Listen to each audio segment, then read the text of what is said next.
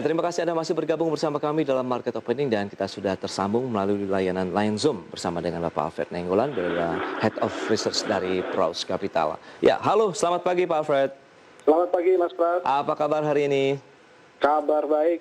Yes, kabar baik juga kah akan mengiringi pergerakan indeks harga saham gabungan menjelang weekend ini, Pak Alfred? Karena sudah disampaikan di segmen sebelumnya, tekanan cukup kuat di Wall Street, semuanya memerah. Demikian juga dengan pergerakan bursa Eropa. Khawatir dengan adanya kenaikan dari imbal hasil di Amerika Serikat sendiri. Sebenarnya apa sih yang terjadi di Amerika Serikat yang membuat akhirnya juga yield obligasi tenor 10 tahun yang menjadi benchmark di sana mengalami kenaikan? Ya, ini dia kabar yang kurang baiknya ya bagi market kita untuk hari ini. Oke. Jadi kita memang melihat bahwa lelang obligasi seri 5 tahun dan 7 tahun yang dilakukan dalam yang terdekat di sana memang ternyata yieldnya naik cukup tajam. Ini berarti lebih kepada memang minat yang cukup kurang dan ini mempengaruhi indikator yield untuk obligasi yang lainnya. Jadi secara keseluruhan orang melihat bahwa kenaikan yield yang tajam ini menandakan bahwa minat yang kurang. Jadi minat yang kurang ini kan latar belakangnya bisa cukup banyak. Kalau kita lihat kemarin sebelum The Fed mengkonfirmasi tentang kebijakan mereka ke depan, pasar juga sempat khawatir yield naik gara-gara ketakutan inflasi, pemulihan ekonomi yang cepat sehingga suku bunga bisa naik juga dengan cepat. Tapi begitu The Fed sudah mengkonfirmasi itu sempat pulih, hari ini kembali lagi seperti itu. Artinya isunya bukan lagi isu bicara masalah kekhawatiran akan inflasi atau The Fed akan mengakhiri suku bunga rendah, tapi tadi bicara masalah minat pasar terhadap surat utang yang bisa dibilang turun sehingga yield mengalami kenaikan atau ada dijual. Jadi kalau kita lihat di SBN kita juga sampai di Februari ini asing juga tidak cukup kuat minatnya terhadap SBN kita.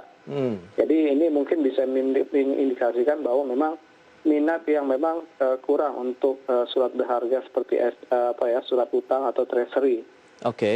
Nah dengan kondisi seperti ini Pak Alfred, perlu juga ada kekhawatirankah bahwa akan ada switching investasi nih dari pasar modal kemudian masuk ke surat berharga pun termasuk di Indonesia nantinya?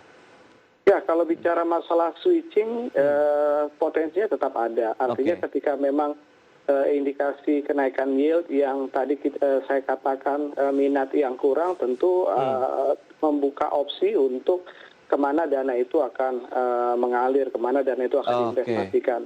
Jadi kalau bicara opsi ya kemungkinan itu tetap ada. Apalagi kita lihat dalam 1-2 terakhir kita, asing juga cukup agresif terhadap beberapa saham-saham blue chip kita. Jadi itu juga bisa menjadi sebuah opsi, itu juga bisa menjadi sebuah peluang yang menurut kita bisa menjadi sebuah sentimen atau katalis positifnya. Karena so far kalau kita lihat yang belum menjadi concern meskipun yield naik cukup tajam, kita melihat bahwa dari sisi data-data makro baik itu global dan juga domestik atau regional juga sebenarnya tidak ada perubahan yang cukup signifikan. Sehingga surprise yang terjadi kepada atas naiknya yield ini kita masih melihat potensinya masih bersifat short term. Sehingga ini yang juga perlu dilihat oleh pasar. Lantas bagaimana dengan strategi investor di dalam negeri menyikapi kondisi yang terjadi di Amerika Serikat, kemudian juga di Eropa begitu Pak Alfred? Kita tahu juga di Asia, tadi pagi pembukaan di Jepang, kemudian Korea Selatan pun juga tengah mengalami tekanan yang cukup dalam loh. Ya, kalau tekanan secara short term kemungkinan akan berpengaruh karena besaran koreksi ini cukup dalam. Tapi kalau kita melihat untuk jangka panjangnya, khususnya domestik kita, dalam beberapa hari terakhir juga kita bisa melihat bagaimana lembaga-lembaga besar seperti Bank Indonesia, OJK, juga bahkan pemerintah juga masih optimis akan pemulihan ekonomi yang cukup bagus. Kita melihat masih bottom untuk GDP kita masih di angka 4% dari seluruh prediksi yang ada, baik itu lembaga kita, pemerintah, atau yang di luar. Jadi overall dengan angka itu sebenarnya masih cukup baik juga untuk emiten-emiten bisa tumbuh.